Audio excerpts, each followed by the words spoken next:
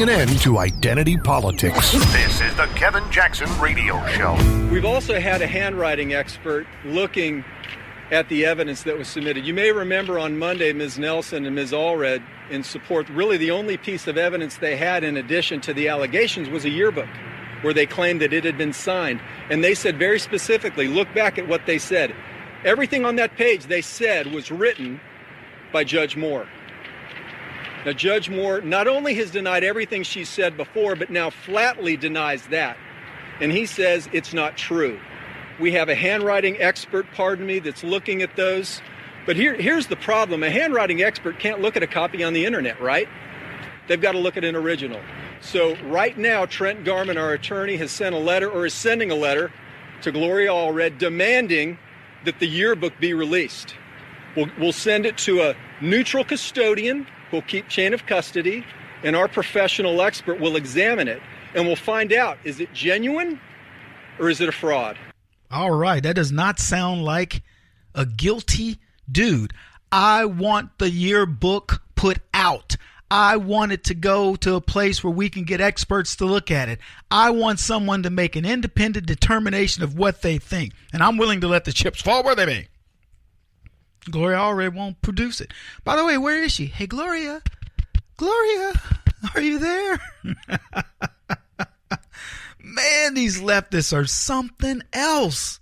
They are amazing. Did you guys hear Tucker Carlson talk about his incident where some lady accused him of rape?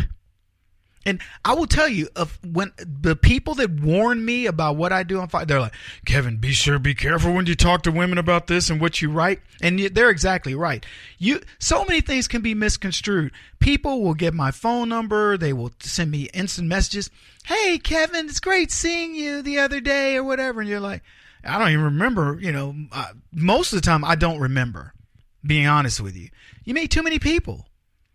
And so you may respond back like somebody will say, hey, you looked really great the other day. And you go, hey, okay, thank you. And they're like, yeah, you see, he was with me and, and he took my compliment. And I'm telling you, you have to be thinking with a conspirator's mind. Here's my I don't want to call it get out of jail free card, but here's what I say. Number one, first of all, keep meticulous records of where I'm at. So I know, from my phone records or cell tower pings that I was here, there, whatever. So, there's a lot of paper trail or electronic trail that follows you around, right? Your phone has your little GPS thing on it. I was eating lunch at this place or whatever. The second thing I do is I keep friends around. I mean, even if you go to the bathroom, I'm like a chick. Hey, Ronnie, you want to run to the restroom with me? Kev, I ain't your girl. I'm like, dude, you don't get it. I don't want any debt space. You know what I mean?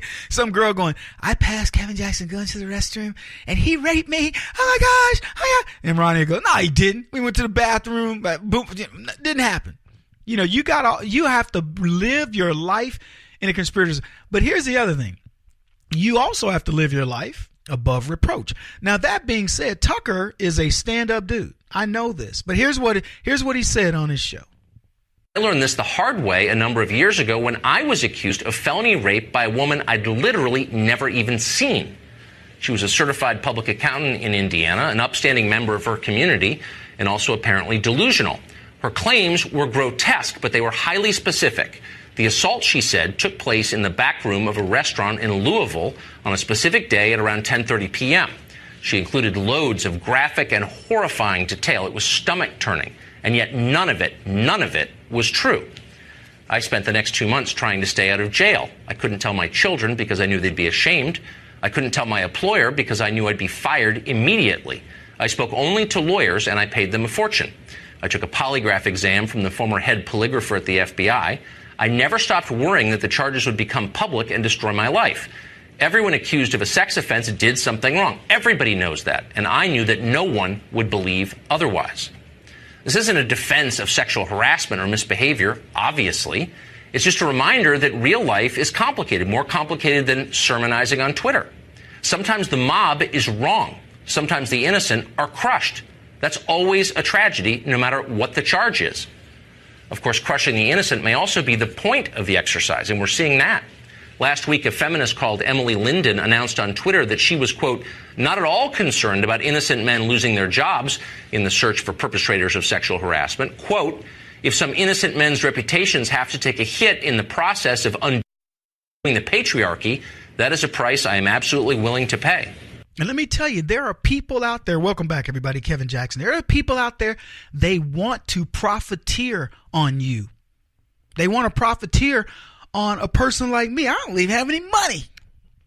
But they're content to ruin your lives. And Tucker talked about this woman who said, I don't even care. In order to bring down the patriarchal society, if you have to lie and say that some man did something to you, lie.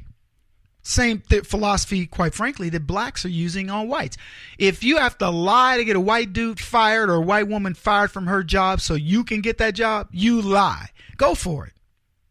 You guys saw the story about that nurse in Indiana that if you come to the doctor, I think she's a pediatric nurse, but she was like, we need to kill white babies, particularly boys, in order to right the wrongs of whatever. Can you imagine?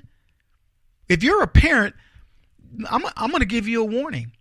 If you're a parent and you take your baby to the hospital, you better be Johnny on the spot. You better know what nurses are taking care of them. You better act as if you are keeping chain of custody on the medicines they're giving that baby. You better know everything. Double check it. I'm just telling you, that's how bad it's gotten.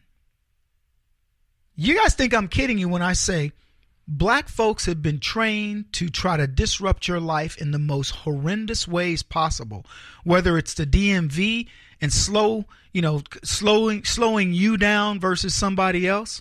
If they can get away with it, they'll do it. And people get mad at me for telling the truth about it, but I'm telling you, I know this for a fact. This isn't like I'm making it up. I'm in conversations where black folks tell me that's what they do. Don't act like it's just conjecture. I know what I'm talking about. That's a nerve. So, like I said, just reverse the situation and ask yourself, if a white nurse said, I'm going to kill black babies, how far do we go? They fired her. But big deal. What kind of investigation should be had over this woman? And moreover, why isn't the major media covering this story and asking the very simple question, how are we allowing this to happen in America?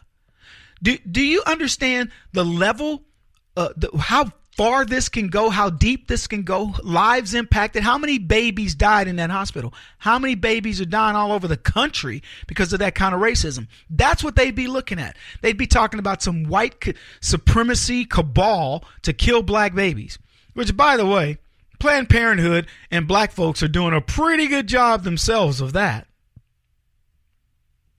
It's just amazing to me. So here's Roy Moore saying, bring the evidence. Let's have it. And then there's another story out there. Representative Rahul Grijalva quietly arranged a severance package in 2015 for one of his top staffers who threatened a lawsuit, claiming that this Arizona Democrat was frequently drunk, created a hostile work environment, and showcased that lawmakers using taxpayers' dollars to hide their bad behavior is the norm for Democrats. The Office of Compliance that's the way you're supposed to handle these types of grievances. And quite frankly, I don't know why we're paying for it, and we should demand that we not have to do that. But they're the one that pay these hush money payouts, usually in sexual harassment cases, because they want to look at all these. I'll tell you why they do it. They want to have black book on everybody, and then they can control DC. So I understand why Grijalva wanted to keep it under the wraps, right? It makes sense, but still. Whether he did it or the Office of Compliance, which shouldn't even exist.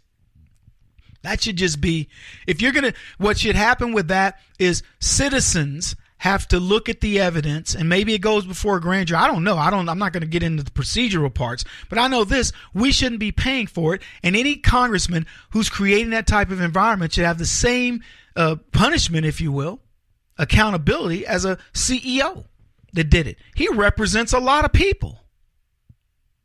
The Employment Council negotiated a deal that gave this particular person $48,395, 5 additional months' salary, to the female aide who lost her job after 3 months so she wouldn't pursue this. Your money. And it runs contrary to House rules that constrain severance packages, and it caught the eye of watchdogs who thankfully show us yet another one. And trust me, folks, there are others. He won't stop until he's the top-rated radio talk show host in America. What kind of weird competitive freak are you? This is the Kevin Jackson Radio Show.